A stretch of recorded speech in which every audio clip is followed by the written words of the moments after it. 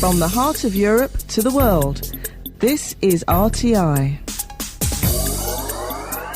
And welcome to Postcard from Poprad, the two terrible duo, namely Rachel and Leigh, are Limbrick. Actually, I'm going to sneak in and just have a listen to them while they're not noticing, because they won't know I'm here, you see. Oh, they're not saying anything. Oh, how boring is that? Oh, we didn't catch them out at all. To us. What? We were listening to you, listening to us. Listening to you, listening to... I'm watching you, watching it. No, that's an old radio song, isn't it? Anyway, good morning, one and all. Hello, Leigh. Hello. May I just say something very quickly about the Constitution of Slovakia? Well, you can try. Very quickly, may I say, due to a technical glitch, the story that the ConsumerWatchFoundation.com was going to use today about it hasn't appeared, but will appear on Monday. And what an interesting story it is, how successful Slovakia has been. Absolutely right. Absolutely right. That was 28 seconds.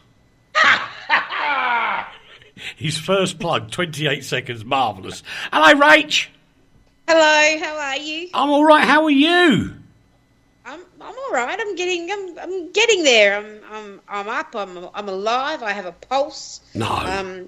My colour is generally good. Are you? Who's cooking?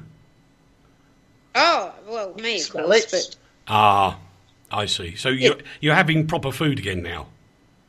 Yes, proper food again now. I have been very well the last 7 weeks. I've been home all day every day, so I've had time to really, take my time and cook the food with all the love and care. The last couple of days I've been back at work, so I haven't been as careful, but there was food. Ah, right. So basically... You've been a lady of leisure again. Well, yeah, I was. Although I was sick, so it didn't really count as leisure. Ah. No. So what's the difference in... Hang on a minute. I've got to ask this question. How come when men get the flu, it's, oh, he's got man flu, but when a girl's not well, oh, they're really sick? Because they still do everything. Oh, I see. They do everything. Okay, yeah, right, okay. I'm getting... Rachel, getting nods of approval in the studio. Of course you are. Yes, yeah, but it is a lady, but she's going to gang up on us. I'll introduce them right now. Hello, Nadia and David. Hello there. Hi, you guys. Great to be here. How'd you do? Hello. Hi. So you've got hello from Spain, I think, and hello from Spain. Australia. Excellent. There you go. Before we get started, boys and girls, we're going to have a quick little chat about... I won't do the Slovak version, I'll do the English version because it's easier for me because I'm so uncouth before they say it. And I'm about to show... Watch this, David. Listen to this. I'm about to show I have some culture. Not just yogurt. He means he's eating yogurt. Yeah, exactly. David and Nadia organise the Indian Summer Festival every year in Lavocha, and unbelievably managed to get all these people from all around the world to come to this festival. How they do it, I don't know, but I'm about to find out. Who have you got on this year? We've got some great acts. We've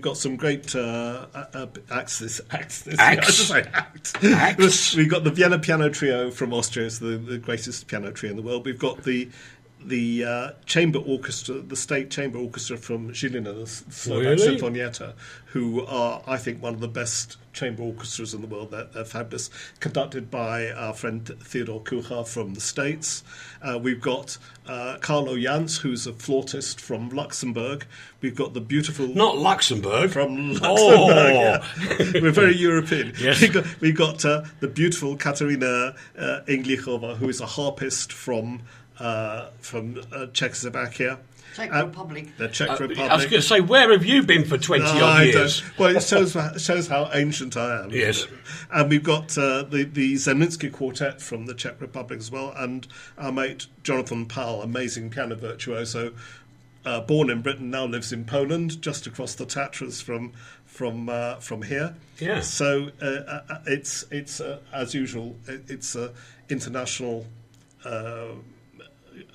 Musicians, the cream of classical music from all over Europe. How do you go about putting this amazing festival together? Well, it's... Nadia's now grimacing. Yes. The face is pain. It's a sort of an idea which came to us. This is our 10th year. 10 years ago we had this idea. I remember the first year, yeah. Yeah. And when we started the first festival, we knew nothing about it. And since then, we've learned from our mistakes. In our first year, we just contacted all our professional musical friends and said, look, we're organising this music festival in Slovakia. We don't have much money, but the Tatras are beautiful. The beer is cheap and the women are very good looking, and so everybody said, "Yeah, we're coming." You know, and that's how we started. And after that, I used to prime Nadia to go up to people. We heard somebody performing beautifully in a concert. I used to prime her to go up to them and say, we run this music festival in Slovakia, and you would know within 5 seconds whether they'd say they were interested or not interested, and many of them were. You know. We used to have fights over this one because, for instance, the Vienna Piano Trio are the best trio in the world. And we saw them at the Wigmore Hall because they perform places like the Wigmore and Carnegie. And David said, go and ask them. And we like, that's the Vienna Piano Trio, David. Not going to happen. Anyway, I went and I said, hi, discussed the festival with them. And they said, we have never played in Slovakia. Which surprised me, seeing as they're in Vienna, well, that's 20 minutes from Bratislava. But anyway, they never played, and they agreed, and this is their 4th appearance. And the reason we do it is that unlike... We're very informal for a classic music festival. We don't lay down what people to listen. Nobody has to wear evening dress. Although, Eric, when you come, you're welcome to wear evening dress. Thank you. I will. I've got my dicky bow. But we discuss the musicians. When they say, what do you want us to play? We say to them, well, what would you like to play? Yeah. And we want to present music which is unusual as well as music which is well known. Our motto is, it's the music people like to hear and the music we think people ought to hear. That's what makes it different. But that's exactly the philosophy we have on here with the presenters. They say, well, what do you want me to play, Eric?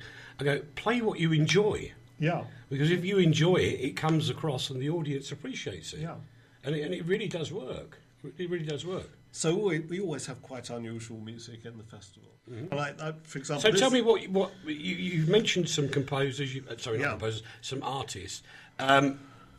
That may not ring a chord with everybody because names are not so well known, but orchestral pieces will ring bells with some people. of the names are not even known to us. But for example, Jan Ladislav Bela was a Slovak composer. He was a contemporary of Dvorak, and he also wrote beautiful music like Dvorak. He was brought up and educated in Levacha, and he wrote a festival overture. So that was a no-brainer to open the festival. Yeah. And we're opening with quite rarely performed Jan Bela's festival overture.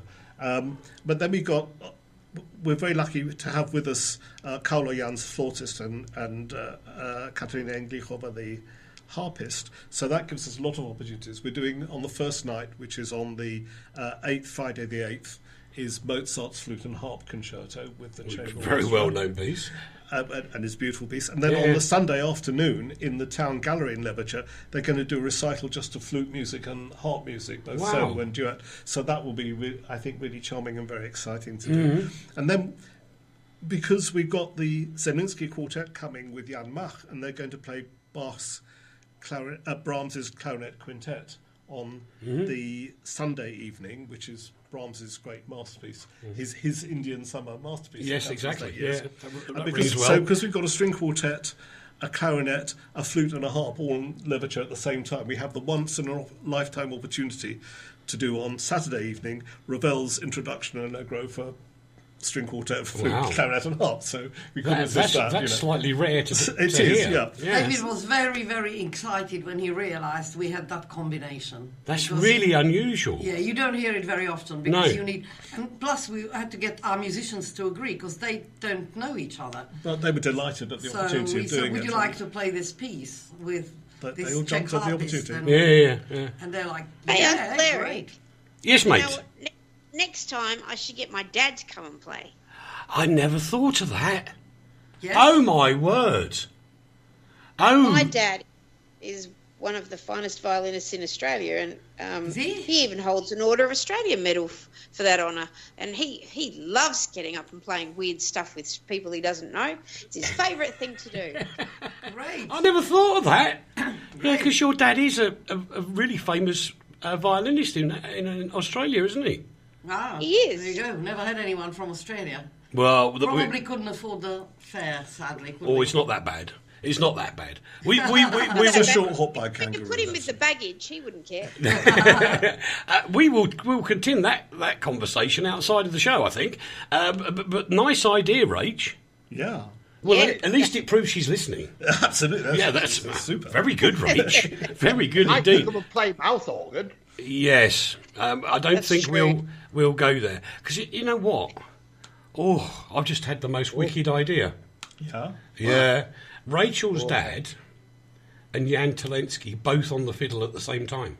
Oh, Ha ha ha ha ha. Like dueling Yeah, banjo. he's a brilliant violinist, isn't he? Well, yeah, he is a concert violinist, Rach, Jan. So your dad Yeah, and they Jan could- together. The dueling banjos. Yes. But that has some mileage in it. I can feel that. I might make some suggestions there. Anyway, getting back to this year, because that wouldn't be this year.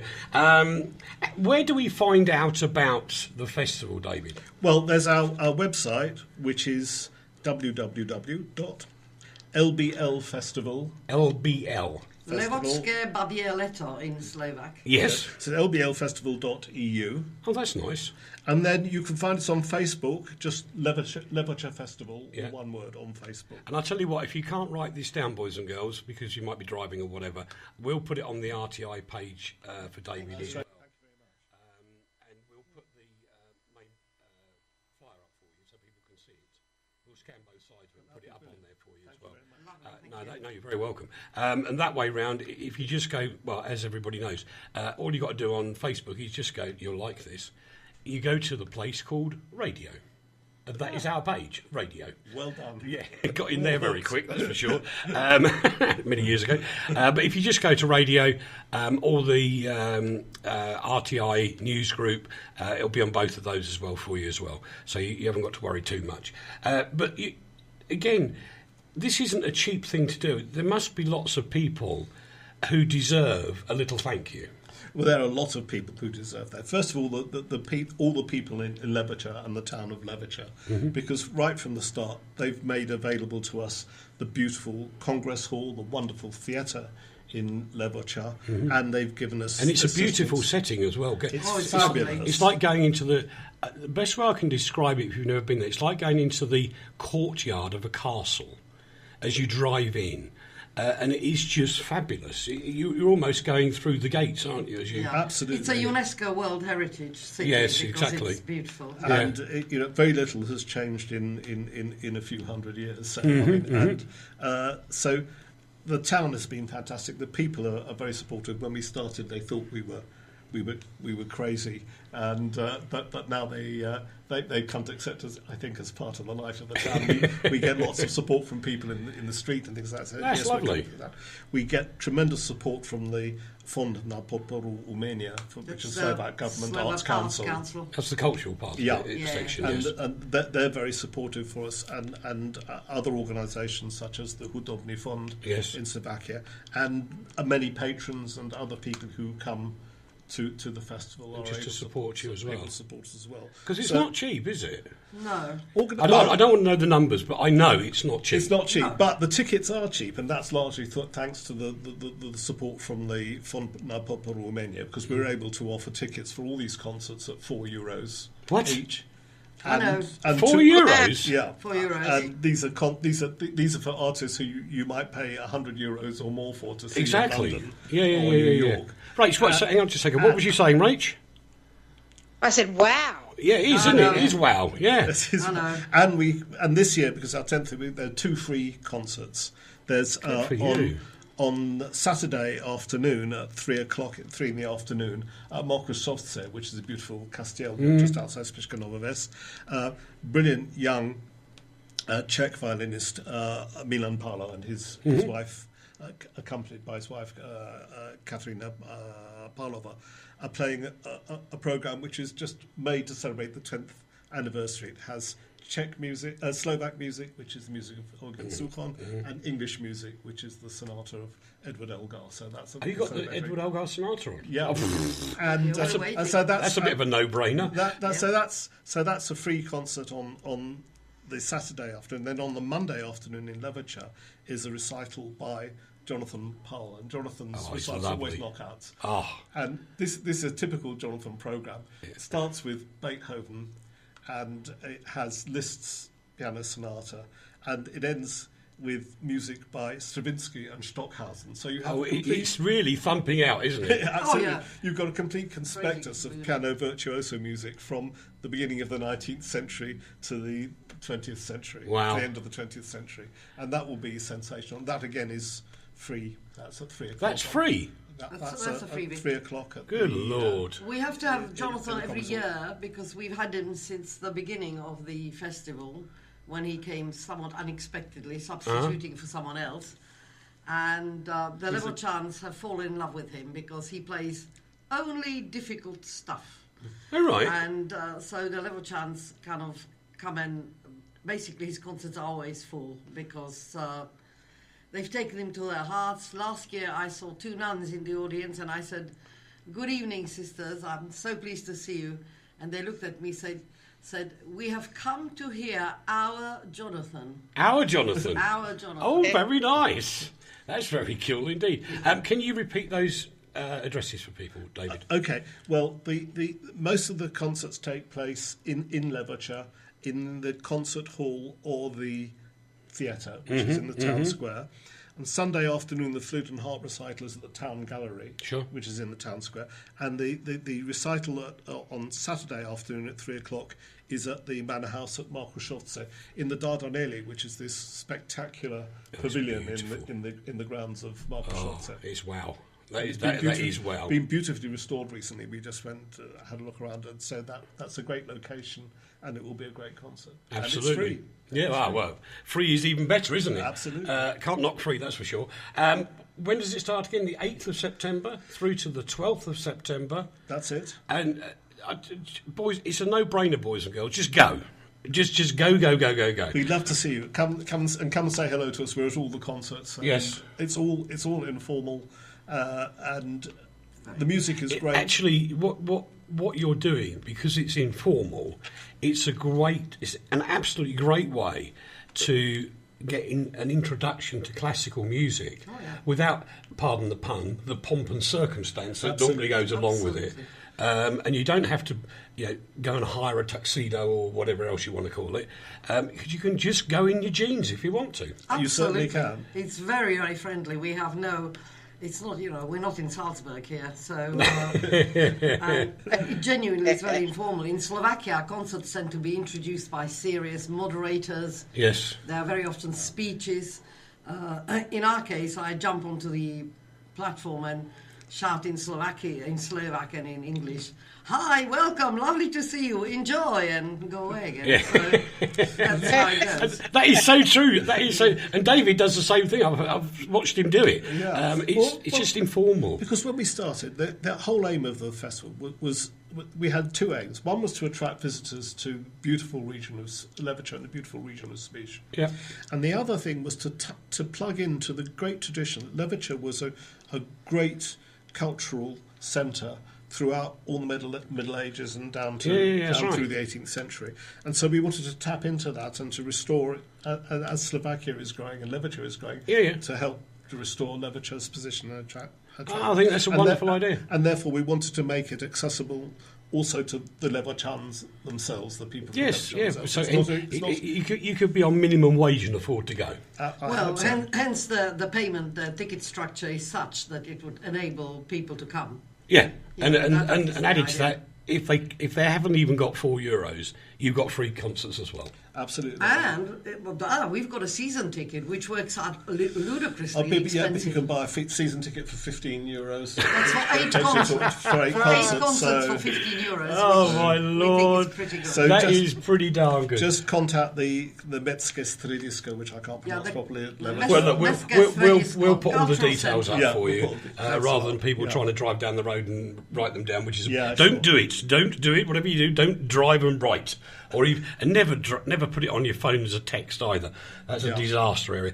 Guys, I wish you all the very best. Happy 10th anniversary. Thanks so much. You know, and we're going to make sure you come back next year and tell us again. That's great, Eric. Lovely. Thank you very much indeed, guys. Thanks so much. We'll see you later. We'll just have a tiny, tiny, tiny one of these, and we'll be back. Don't go away. Mr. Attitude, Eric Wiltsher. Well, we shall move on to the usual postcard from Poprad as these poor, hard-working people leave the building, as they probably will do in a minute, but they're still here now. They must be mad staying here after all that lot. I've got one other thing that I must mention today, because those of you that have been listening throughout the morning will be wondering why we were playing Slovak music all day. And the reason for that is it's actually Constitution Day in Slovakia, and I'm actually quite embarrassed. I really am, because I had a quick listen to, well, they're not opposition really, they're other radio stations. None of them, not one of them, was playing anything that resembled a tribute day.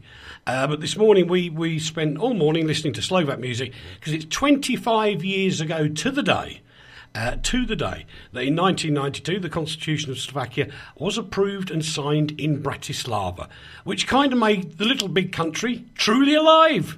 Well done, Slovakia. Well done. But I was told by a member of Parliament this morning the actual official date of Slovakia starting was the 1st of January. But, you know, in my book, it's today because that's when the Constitution came in, all the paperwork comes in, and it really becomes something. Whole thing. Oh, good. Now look what's happening. I've got two RTI presenters chatting to each other on the chat room. Goodness sake, boys. They'll be having breakfast club meetings soon.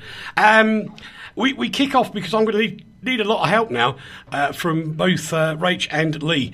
Leigh's got this, what is actually an amazing story.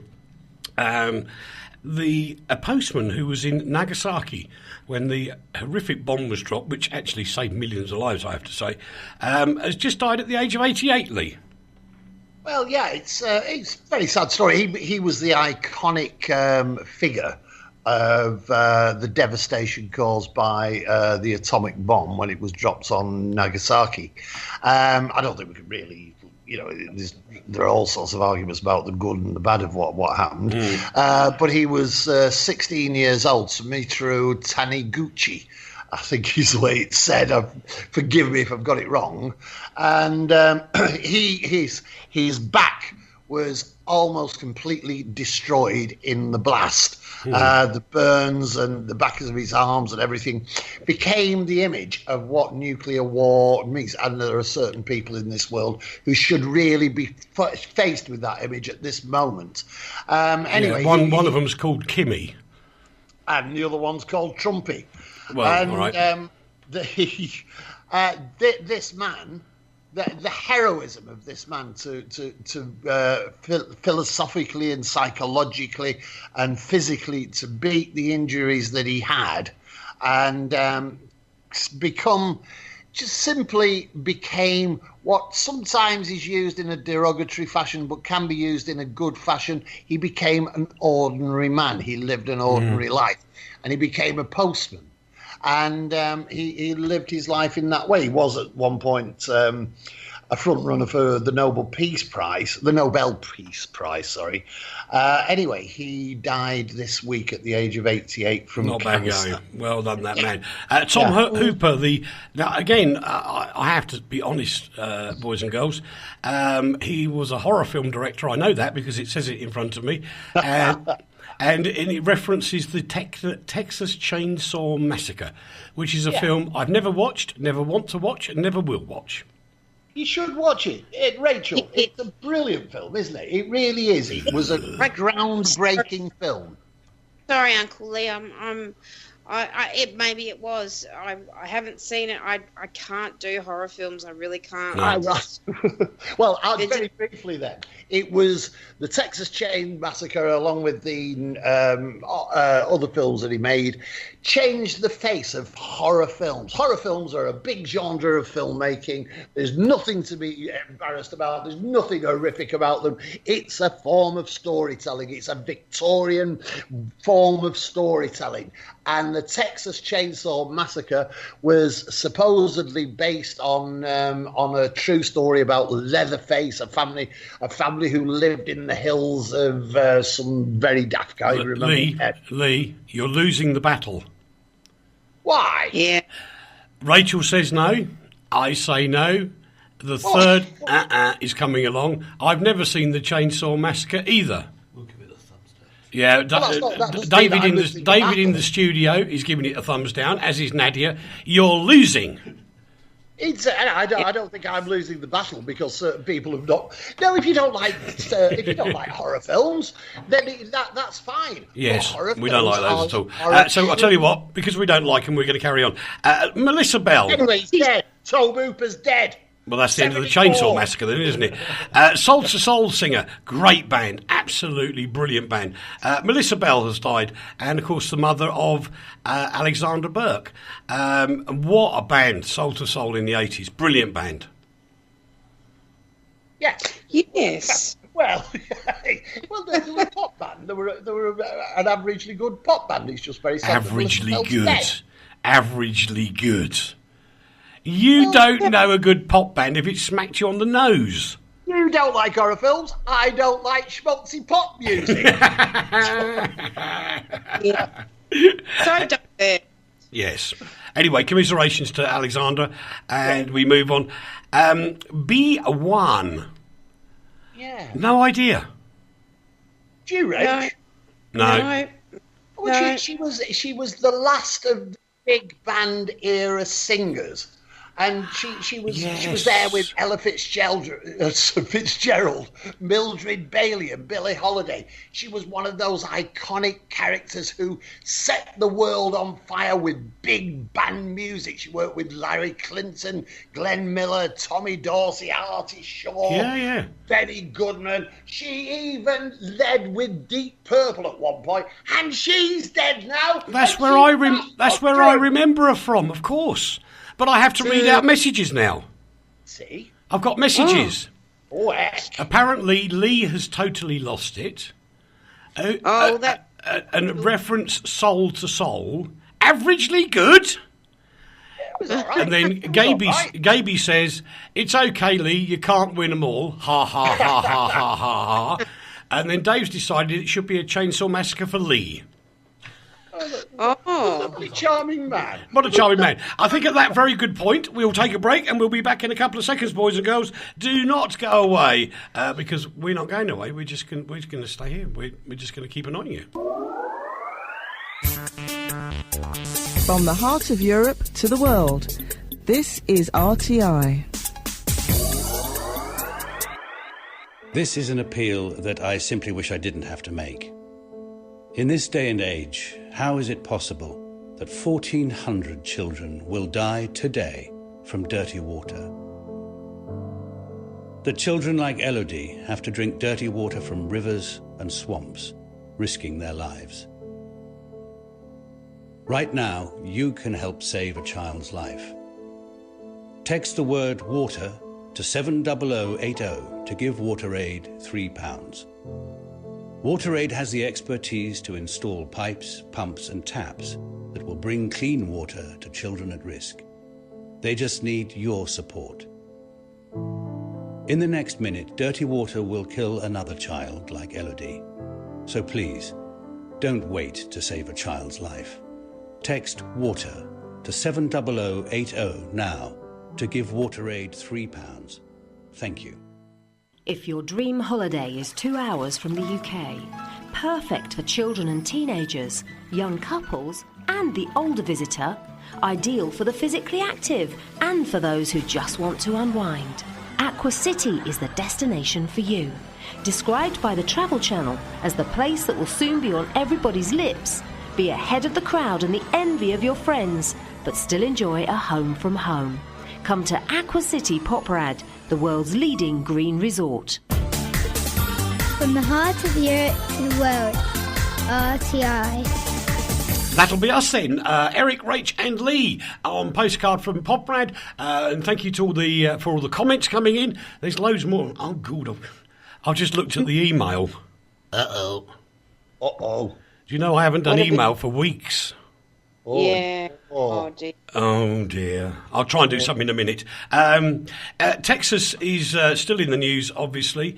And I have to say, I was a little bit annoyed this week. Well, indeed. Yes. Because there was a lady presenter who will remain nameless, why should I give her any plugs, who was really pushing this this girl in a lorry. The girl was so distraught that she'd only managed to catch her dog. Her cats she had no idea about. The woman was in absolute devastation, tears, and she still carried on pushing her harder. Well, she didn't have to talk. She didn't want to. Well, she couldn't do much about it. She was in the back of a truck. Well, there are ways of handling that situation. I think, yeah, there's been a lot of attacks on the media for interviewing. This was just insensitive. I don't mind pushing people on an interview. That's cool. But there's a point. If you don't want to air you on television, the easiest thing to do is curse and curse and curse. That works. Yes. Not anymore, though. That's the problem. Well, the problem is social media would blast you everywhere. It's a sad thing. No, if you don't want to be interviewed, you just make it clear you don't want to be interviewed. Both Eric and I, particularly, are past masters at interviewing. Between us, we've probably done 100 years of interviewing. And if somebody doesn't want to be interviewed and they make their case strongly enough, then you don't interview them unless they are integral to the story. And this woman, I kind of get it, Leigh, but she was absolute. There was no escape for there her. were people integral to that story. There are still lots of people integral to that story. Exactly. They probably could have picked somebody else if she was that distressed. Yeah, and Leigh actually prompted me to make the comment because there has been, and this kind of embarrasses me a bit because we were so nice to them once before. Charlie Hebdo, the magazine in France, who we quite vehemently supported. We did.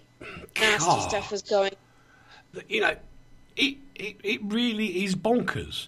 There are normal people being hurt in Texas, and yet this magazine, and I tell you what, if anything happens to them again, I ain't going to do a story on it. I just refuse. I just won't.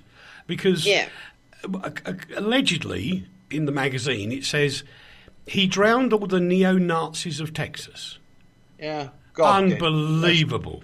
Did. It says that God did. The thing is, you've got to accept that editorial cartoonists have a real role in society and in news coverage and in political comment. And it's their job to ask tough questions and point out the hypocrisy of things that are happening. But this was it was a ludicrous, absolutely insensitive. It went over the bar, didn't it? There is a bar. Yeah. There's a line. Yeah, Charlie Hebdo are famous for doing that, but this was I'm appalled. I'm embarrassed. Yeah, I think what they did was terrible. Can we just say about Harvey, the storm, though, that the mayor of Houston, Sylvester Turner, has actually said today that they've turned a corner and that business is open as usual, power is back in the city. They've done an amazing job, Leigh. Yeah, that's right. But we've got to do a little bit of a hello to my dear friends Milo and Sarah, who were living in Canada and moved to Texas, and probably they'd stayed in Canada now. Yeah. But they're he's originally from Australia. He's an old schoolmate of Rob's, and Sarah's from Canada, and they got married about a year ago. And they were saying that they were with their friends who lived very high up in a building, and they were okay because they had plenty of red wine. And I thought, I like the logic. Yeah. So they're apparently having a look at what's left of their dwelling at the moment, and we wish them all the love. We do indeed. Good luck, guys. Seriously, good luck. Don't invite Leigh over now, because he'll just drink all the red wine. There'll be no wine. I'll need to be nice. I'll just be friendly. Right. Yes. Yes. While we're going on about Charlie Hebdo, what about televangelist Joel Osteen? Oh. Who's worse? Who is actually worse, Charlie Hebdo or him? Both. They're both worse. Yeah. I can't decide between the pair of them. If if you get a very bad, like a terrible orange and a terrible apple, that's basically both of them. Yeah, it is. I think that's a fair description. Yeah, he's the bloke who didn't want 17,000 seats mega church damaged by the flood, so he won't let people in. I know. Yeah. I'm glad you explained that, because I was just about to, because everybody's wondering what you're talking about. I realised you were doing it, but I started, and I'm a bit of a motor mouth today, because I'm really tired, because I was working really hard on slowback stories to mark the constitutional thing for CWF, the Constitutional. I took my sleeping pill by mistake. Yeah, I think that bloke deserves a slap, to be quite honest. Let's remind ourselves of some nice things. If you are on Facebook, and I think this is going to be an amazing event, especially for those of you that remember the original Radio 1, the BBC thing, the Emperor Roscoe. All right. The Emperor Roscoe will be back in the UK as a one-off tour in September. If you go... if you go to his fan page, there's a little video with him going, all right, and he'll probably kill. He doesn't talk like that in real life, you know. He's from Burnley. I know. He's going to kill me for doing that. Have mercy! That's the other one. I'm not bad at impersonating him, funnily enough. It's quite good. But he'll still kill me for it. Or he'll probably make me pay the bill for lunch in London. Oh, God. Anyway, he's coming over to the UK. He's going to Felixstowe. He's going down the south coast to Bournemouth. He's going up to Scotland. He's going to be at radio stations up and down the country. So if you get a chance, go over to, it's Emperor Roscoe Official is the page on Facebook. All the details are there. You can watch it, you can hear it, you can read it, whichever way you want to go. And go and see the old boy. He's one of the pioneers of radio and a very influential person who just said, hang on a minute, I'm doing it my way. And it was a damn sight better than what they are today. Over to Rachel, because there's a bit of a spat over this Archbishop. Very interesting story, yeah. There's a lot of spats over the clergy at the moment. I mean, we've had all this business with Cardinal George Pell turning up to, face his charges, and it's the argument is should priests have to divulge to police when somebody has confessed to molesting a child in sanctity of the confessional? Does the sanctity of the confessional cover this, or should they be made to tell the police? And it's a tricky old thing, isn't it? Because not all priests are terrible child molesters. Let's first say that. They're not all like that. No. There is a portion of who are, but they're not all like that. And many of the people who are completely innocent of any wrongdoing take their vows very seriously. Yes. And it must be a real problem for them because people come and tell them that they've murdered people. People come and tell them all sorts of terrible things. And the question here that they're asking is, should they be forced to? And I really think as a non-clergy person, I think of course they should tell, but you've got to think about it from a very serious clergyman who's taken very serious vows and promised to not break the sanctity of the confessional. It's a real murky mess, isn't it? I'm glad I don't have to. I wouldn't want the decision. No way. Is it really a murky mess, though?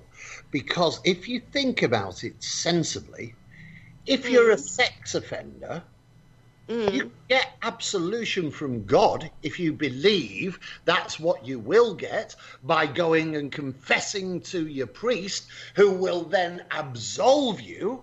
But and then you do it again. And that still doesn't mean that you do not have to pay your debt to society. So yes, Get your absolution from God if you're a pervert and you think it's all right and you want your name to be cleared in the eyes of your God, but still pay your debt to society. No, I agree with you, Leigh. The thing is, they go get their absolution and then a lot of them reoffend. Mm-hmm. Well, that's what I'm saying. But if they go and get your absolution in your confessional, and then the priest can shop you and you will pay your debt to society, because it's not the absolution that clears you from, allows you to do it. Leigh, you want to be cleared by your God. Playing devil's advocate for a moment.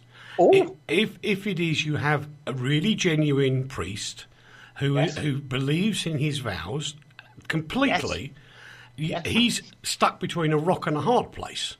Because I agree. On one hand, hearing the confession, yes, yeah, I agree. Now, if the guy was to, I mean, the irony of all this is, if the guy said to him in the body of the church, I've done something really bad, then the priest wouldn't have the difficulty. But in the confessional, it's a whole different ballgame, because he's made a promise to his boss. And in this case, his boss is God. So, the question then becomes, terrible thing. If you promise something to your boss, do you dip out of it? You've paid your dues to not necessarily your God, but to your papal advocate of God. And now, all I'm saying, and I'm agreeing with you 100%, is that get your absolution from God and then pay your debt to society. Because if you want to be absolved by God... Leigh, I'm agreeing with you. But should the priest who hears it be compelled to tell the police? That's right, it's the difficulty there. Yes, he should. Well, this is the difficulty. I totally agree with you. And I totally agree with you. And yet I totally disagree with you. And I totally agree with Rachel. And I agree with everybody. Yeah, which makes it very difficult. We're not going to be flippant about this one. I have so much sympathy for members of the church that are stuck in this position. And I can't even dream what it's like. Because I really can't.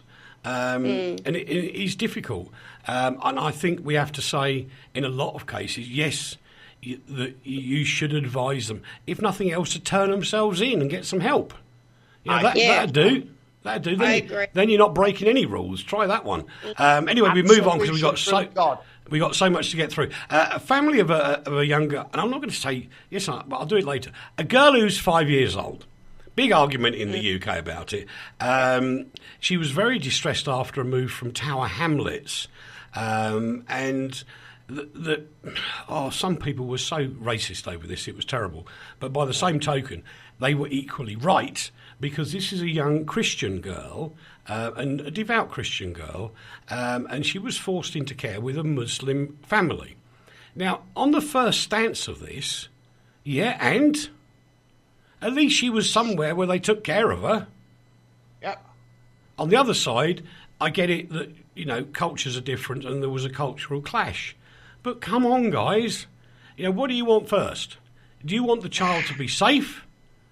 Or are you going to say, well, that parent's black, not white, therefore they can't go there? If the child wasn't in any danger and actually did and thrived in that new environment, then that's great. Yeah. If they hadn't have declared her a devout Christian first, would we even be having this conversation? And when you're 5 years old, can you be a devout anything? I don't think so. I don't either. There is something that's come out since I think it's only come out today, and the main problem with this story is the fact that it was the social services reports which misled everybody. Oh, yes. Social services, they got it wrong. This child. Yeah. Well, Leigh? Can you give me some new news? No, well, no, I understand what you're saying, yeah. But this child was actually brought up was born into a Muslim family. The Muslim family weren't actually practicing as Muslim, but the social services misled everybody in the report, which is why the Sunday Times published the story in the first place. And then the social services then tried to turn it onto the Sunday Times by saying that they'd got it all wrong. No, they hadn't got it wrong as social services. You'd got it wrong in your original report and didn't have the balls to stand up and be counted. Correct. Well, we know all about that, Leigh, from getting a family back to Slovakia. Absolutely, we do. 100% right again. Yep. I love you so much today. Oh, gosh. This is... I sounded rather camp there, didn't I? Oh, gosh. An English-born joiner, that's a carpenter, a 21-year-old, who lived his entire life in the UK, and basically is as British as they come, more than me and Leigh, has been ordered to leave the country because his mother was born in Australia. What? Yeah. Well, if he's in Australia and he's a joiner, he won't be called that. He'll be called a chippy. Yes, he's a welder. He's a welder. They got it wrong. He's a welder. That's a good. Who got it wrong this time? A welder here too. Actually, I think it was the Lancashire Evening Post got it wrong in the first place. Oh my word! It'd be a welder here too, but this happens back the other way. We've done a few stories about people who are British being deported back to Britain, even though they've lived here for, a gazillion years. This happens back and forwards. Why are we doing this when we are a sister, even sort of, mother-daughter country? We're part of the Commonwealth. We have the same Queen. We've got the Queen on our coins, just like yous do. Yes. Why do we do this to each other? Why are we being mean to each other like this? I don't even need a visa to come and see you guys. I know. I don't get it. I don't either. The Home Office have apologised to him because they got it wrong. Again, they got it wrong. But the problem is they got it wrong because we are becoming a totalitarian regime in the UK. And what happened was that this lad, simply 21 years old, born in Britain, is a British citizen, there's no doubt about it, from Colne in Lancashire, just an ordinary bloke, yet again to use that awful phrase, he applied for a passport. And when they were doing checks on him, they discovered that his mother was from Australia. So they said, off with his head. We don't want him in this country. Let's get rid of him. I don't get it. Well, most of you guys move over here anyway. You're all in Perth. Well, actually, if he came to Australia, he'd probably earn a damn sight more money, Rach. Well, exactly. Yeah, we would indeed. I love the next story. I just adore it. A parking firm which sued a top lawyer over 85% parking fine has got itself into hot water and ordered to pay £1,550. I'm not really laughing. Ho, ho, ho. Oh, dear. Case parking eye, right? This bloke actually was a bit tired, and as you're told, if you're tired, pull off the motorway, have a rest, go for a cup of coffee or whatever. And this bloke, as a high-flying lawyer, did what he should do, and he put his head down in the car park at Welcome Break, wherever it was, I can't remember now, but he did that, and that's what he did. But he slept for 20 minutes longer than he should, so he got a parking ticket. Now, his argument, I don't actually understand, but I'm glad he made it because he won, was the fact that they didn't actually have the right to... my defence was that your contract was unenforceable and that you have no legal right to charge members of the public for night parking in service station car parks. That was his... I don't really get it, do you? Yeah, I do. Oh, right. Tell me. Well, yeah, because it's night time. But why don't they have? Why can't they charge you for overstaying at night? That's what I don't understand. Well, because the birds are asleep. Well, there is that to it. But you're actually told by the highway code in the UK, if you are tired on a motorway, you are advised to pull off and take a rest. Pull off? And what he was doing was following the highway code. Oh, where you pull over. I do like the way he said the bullying tactics, which is absolutely right. And it's brilliant, yeah. In a lot of cases. Now, I mean, if you get caught parking on a zigzag or a double yellow line or something like that, you know, for goodness sake, just stick your hands up and go, yep, okay, I'll pay the fine. Because that's right and proper. But if you are in an emergency situation, I mean, I challenged one in London once because I had to park on a single yellow line and at the time carry my son into a doctor's. Now, it wasn't time for me to go into the municipal car park. He was very sick. I ran him into the doctor's because I was more concerned about him than some stupid parking ticket. 10 minutes later, I come out, I got a ticket. And I challenged it, and I fought it, and I won. Of course, because that's common sense. Yes. Hey, do you want to know breaking news? Please. You know, Toby, my faux son who lives downstairs. Yes. He passed his flying exam today. Oh, wow. Well done, Toby. Well done, Toby. Yeah, don't have a drink, mate. Oh, not no. Flying. No. I know the flying high thing, but no. Aye. Please not. Old boy. Yeah, keep going, old boy. Well done, mate.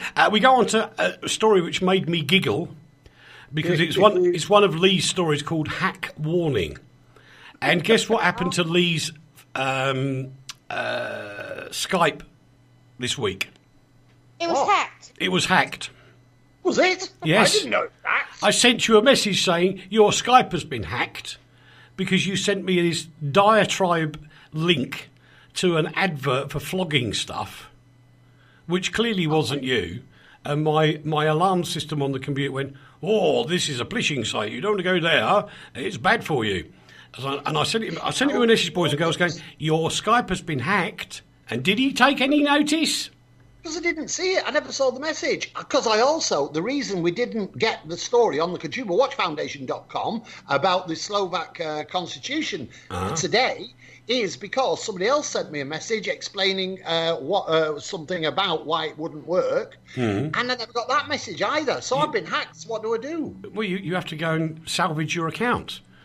And I just thought it was very ironic that you were the one that put on the running order today, hack warning. And there he was 2 days ago, hacked.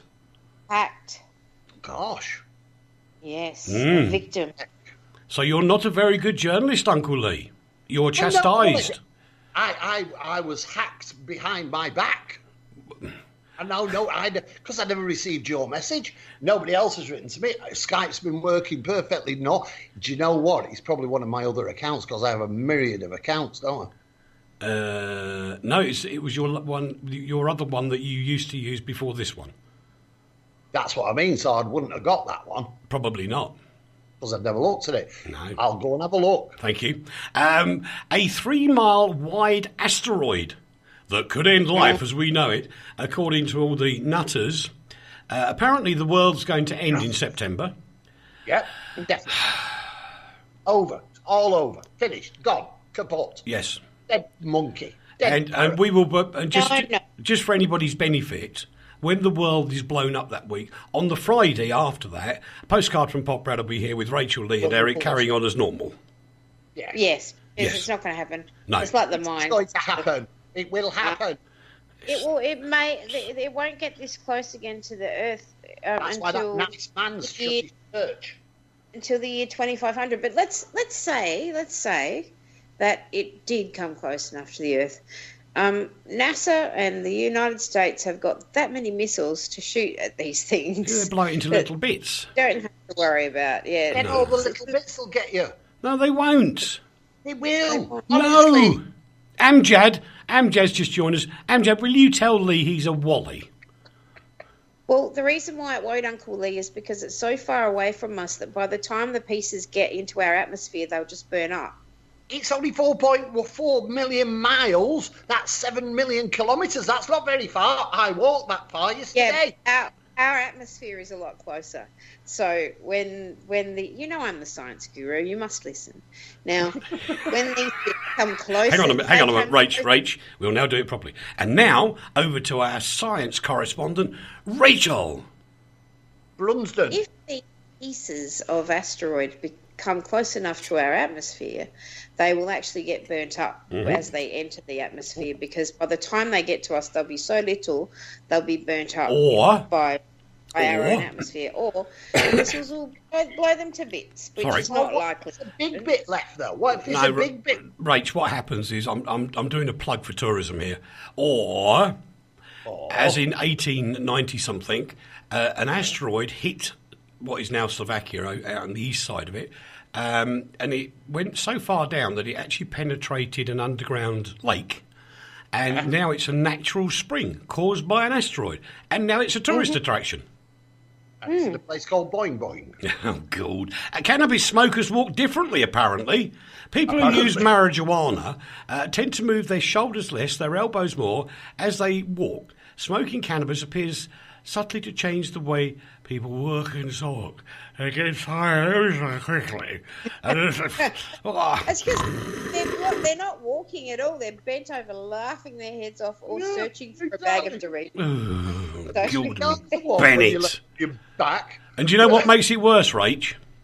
What's that? The research was conducted by the University of South Australia. Well, they're really stoned at the University of South Australia. I happen to know this because, I mean, many of my school friends went to the University of South Australia. I didn't. I don't smoke cannabis. I wasn't allowed to. No.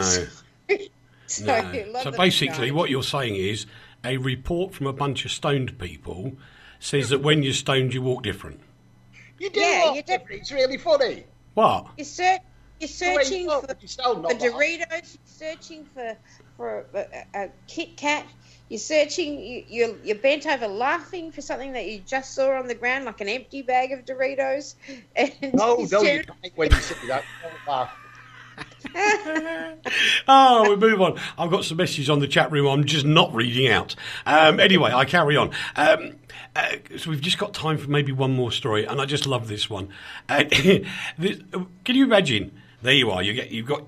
In my case, you've got a nice big piece of steak, and you open up the fresh salad to go with it, and out pops a tiny frog. Frog's legs. It's a little too fresh. Yeah, that is a bit too fresh for me. It's too fresh. Yes. I mean, I get sushi, but no. No. I like frogs cooked, thanks. Yes, I kind of agree. Anyway, this lovely lady in South California found this little snake. And this snake went to wooing. Yes, I know. It's a funny little frog in a snake. Sorry, never mind. Anyway, a little green thing called, not Orville.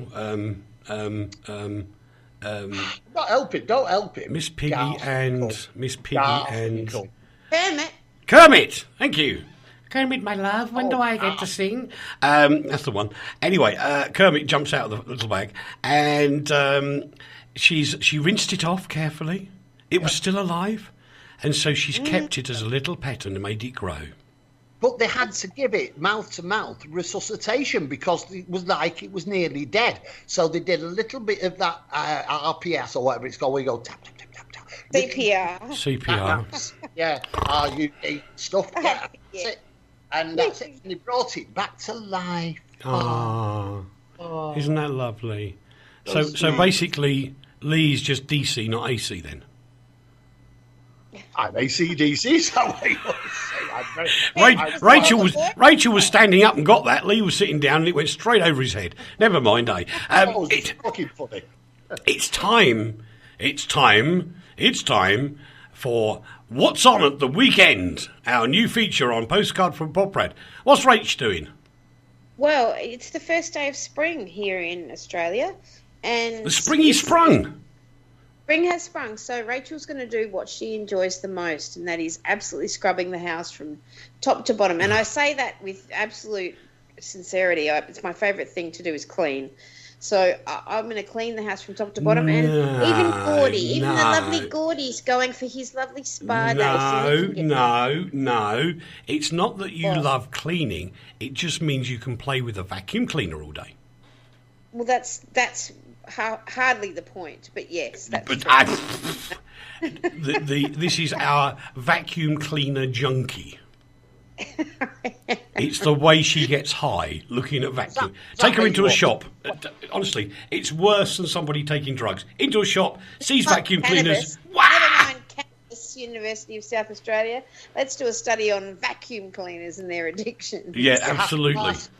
If you're addicted to vacuum cleaners, do you suck or blow? Suck. Hey! Leigh, you got a minute? Yeah, well, this is very interesting because the ConsumerWatchFoundation.com is interviewing a man who's created an incredible statue of Princess Diana. He's carved it out of stone, and actually it's created so much controversy, it's now been abandoned. So we're having a chat with him. Then we're going to get incredibly drunk with a local band called, I've forgotten that, Mr. Shifty. Mr. Shifty. Well, that's about it, boys and girls. Time to say sooty time. Bye-bye, everybody. Bye-bye. Thank you. Rachel, turn. Bye-bye, everybody. Bye-bye. That was Postcard from Poprad. We just... Lego Bricks turned into work of art. I Despair. By DC Superheroes and Villains. Oh, right. I Despair as well, Dave. Thanks for all the comments today. Loads more. I promise you we'll do some emails next week because we haven't been doing those. That was Postcard from Poprad.